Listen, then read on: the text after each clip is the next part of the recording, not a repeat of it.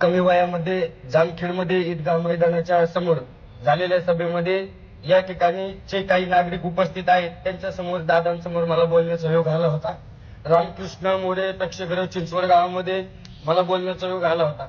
दादांनी मला जेऊर गावामध्ये घनश्याम अण्णांसोबत तिथेही दादांसोबत मला बोलण्याचा वेळ आला होता. काही काळात वेळेमध्ये मला कुठं वाटलं अडचण आली, मी खूप गरीब परिस्थितीतला आणि खूप वाडीचा खेडेगावातला मुलगा, पण तरीही अडचण आली तर मी दादांना डायरेक्ट फोन करायचो. याचा तांड्यापासून ते बांड्यापर्यंत सर्वांची असा कनेक्टिव्हिटी असलेला आपला हा नेता गेला. मला तुम्हाला आता खरं सांगतो, मला त्याच्यावरती विश्वासच वाटत नाही. मला असं वाटतं की रात्री किंवा कधीतरी दुपारचं टीव्ही चालू होईल, ऑनलाईन बातमी चालू होईल आणि त्याच्यावरती दादा म्हणते, ए अरे तू थांब ना जरा, मी बोलतोय ना, मी सांगतोय ना, त्या विमानामध्ये मी नव्हतोच, मी त्या ठिकाणी नव्हतोच असं वाटत नाही. त्याच्यामुळे मी दादांना या ठिकाणी श्रद्धांजली देतो.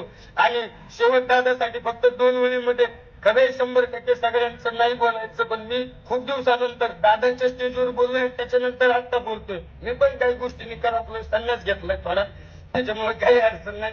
दादांसाठी मी 2 शब्द म्हणतो. दादा तुम्ही आमचा श्वास, तुम्ही आमचा ध्यान. दादा तुमचेच आमचे प्राण, तुम्ही आमची मान.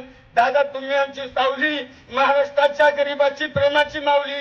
दादा तुमच्या चरणी जीवन समर्पण, आमचे आयुष्य तुम्हाला अर्पण. लाखो येतील करोडो जातील, लाखो येतील करोडो जातील, दिलदार मनाचा एकच वादा आधी दादा करत येईल, अशी म्हणून मी भावपूर्ण श्रद्धांजली देतो दादांच्या चरणी आणि माझे 2 शब्द संपवतो. जय हिंद, जय महाराष्ट्र.